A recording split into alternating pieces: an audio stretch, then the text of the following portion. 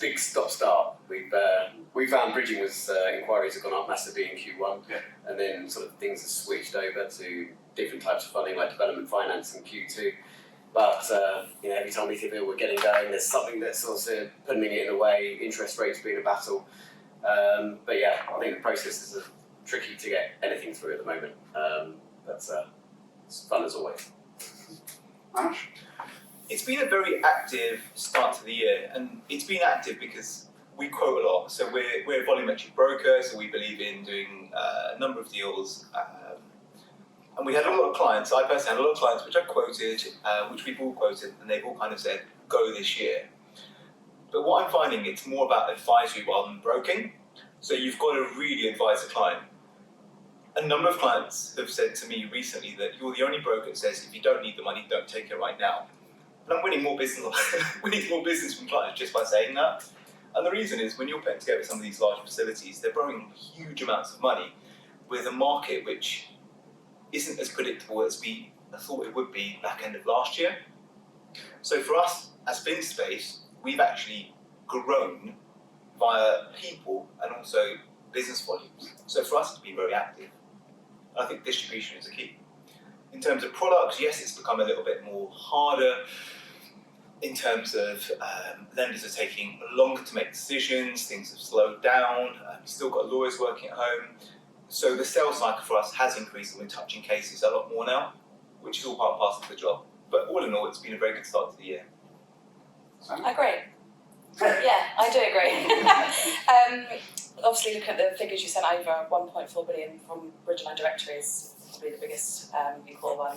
So we've seen a lot of people kind of, bridging was typically I feel like it was a last resort product, and now a lot of IFAs are recognising that actually it's a good enough option alongside prime lending. So I feel like we're getting more inquiries from IFAs at the moment. I don't know if you saw in the Bridge Line Directory with Cam, the head of our bridging department. So there was a couple wanting to live in Norway, but because of the time gap between exchange and completion in Norway, a typical mortgage wouldn't work. So he did a bridge in 11 days. Now they're living their dream life in Norway, and I think people are recognising that those options are more available now. And it's quite versatile in the current cycle with the economy. I think it stands up on every level, regardless of it. Yeah, looking at probably echo previous sentiment really. We're 35% up origination-wise this year compared to the same time last year, but we're having to deal make, so we're having to collaborate with the intermediary and the customer just to make deals fit. And again, I think the conversion, so whether it's taking longer or whether, in case they're dying, the conversion is probably not where we'd have hoped to have seen it in terms of that flow through. So we're probably only about 20% up completion-wise. So still two nice percentages, but it's just harder. Simple as. Yeah, I think I agree. I think the marketplace as a whole has been quite difficult to get transactions through from start to finish. I think there's been a lot of slowdown with the legal processes, and solicitors have been horrifically busy over the course of the last 3 years, especially through lockdowns and things like that. And I think it's just had a knock-on effect that solicitors are in a position now where things do take a bit more time than perhaps they once did. So those transactions, although they are more frequent in number now, there's definitely a lot more activity around the bridging market from our perspective. It is a case of trying to turn those inquiries into completions ultimately. And there are lots of products available now that come with internal legals or jury legal representations and things like that ultimately we can use as brokers as tools to try and help our clients get these deals through to completion. So I think moving forward over the course of the next next quarter, I think there's going to be a lot more activity around that kind of those quick transactional bridges again. There's a huge amount of demand for property out there at the moment, and we're seeing, especially, I don't know if it's the same for you guys, but lots of people are almost effectively utilising a bridge as a way of becoming a cash buyer. Yeah, absolutely. So you get lots and lots of estate agents and things like that pushing clients for proof of funds, and ultimately, they don't necessarily want to take a bridge because of the associated costs and things with it. Their idea is to sell their property and not have to have a bridge, but they're utilising bridging as a backstop, secondary position. So we're seeing a lot of volume in that space that ultimately then does progress through to completion as well, which is a huge deficit for us in that sense. I don't know if you guys are seeing the same sort of But thing. I think a regulated bridge is always going to be a fallback position unless they're like in a position where they need to go right now. So when we're quoting for reg bridging, it is literally with the thought process, it's a quote and the conversion rate will be a lot lower. Yeah, absolutely. Yeah, I think that's inherently what we talk about. Bridging is two schools. Your regulated arm is an emotional transaction.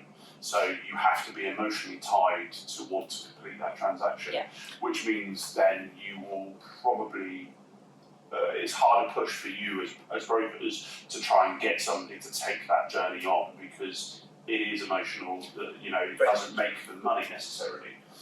Whereas obviously a non-regulated transaction, you generally do it to make money. Absolutely. Need versus want. Exactly. absolutely.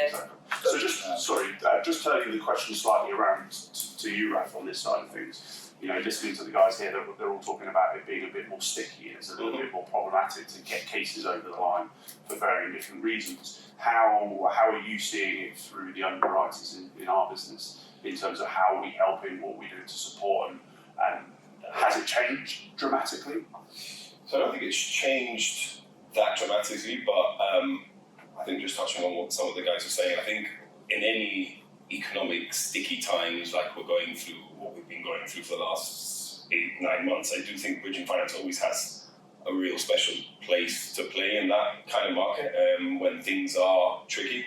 And I think sort of total gross lending on bridging being the highest that it's been probably ever sort of just does reflect that. But back to your point, I think Q1 was good in the sense that I think back off for Christmas and things were coming through, but I do agree that it is a bit, sometimes they fly through, sometimes things get stuck in legals and stuff.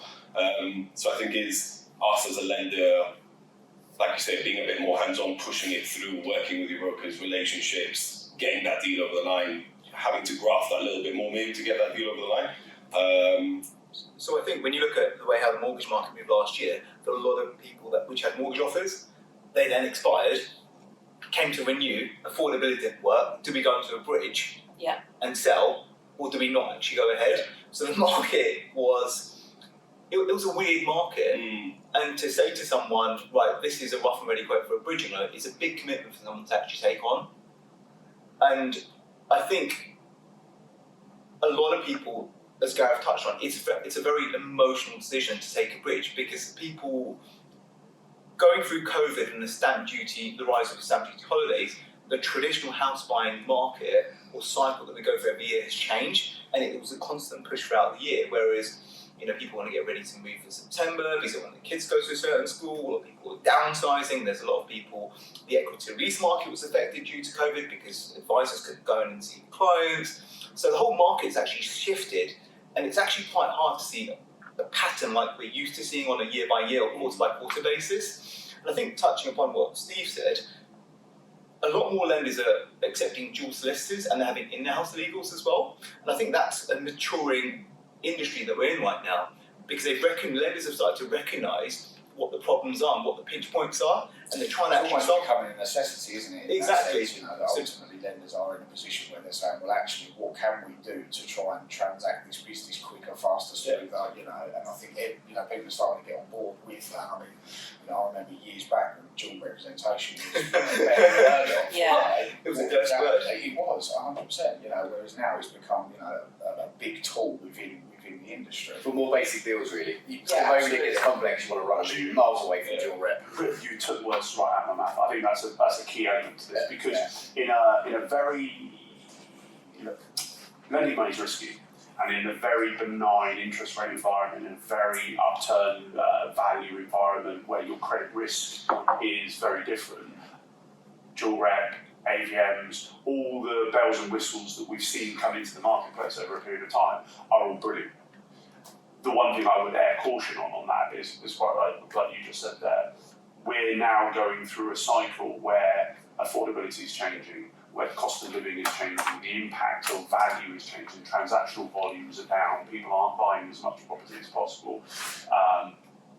Working from home, you guys touched on it about solicitors working from home from that perspective. There's all these risk points that you also have to take into consideration as well. And I think there is a balancing act to do on that side of things to make the most efficient journey for a client, but also from a lender perspective, I'm just talking from my side of it, but also you guys should be thinking about it as well. That is, what happens if something goes wrong? What happens if I something think that's wasn't something covered? that we've looked at a lot this year, especially coming into the year, is exactly that scenario when we're looking at a client, whether it's a regular or non-regulated bridge, i.e., exit strategies are delved into a lot deeper now than they ever were. You have to. Yeah, you have to get that We're in a stuff. market where it's got to- Rightly so. Yeah, of course, absolutely. It's something that we'll always do naturally, but I just think that, with the evolving market as it is now, even more so than ever before. I actually think playing devil's advocate to your point, Gareth, that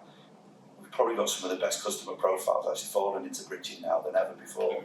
So we've got, I think we touched on it, we've got some customers who previously would never even considered a bridge, who are doing it through either better education from intermediaries or just because the pricing criteria has been better. So I think the customer profile is a significant improvement as well.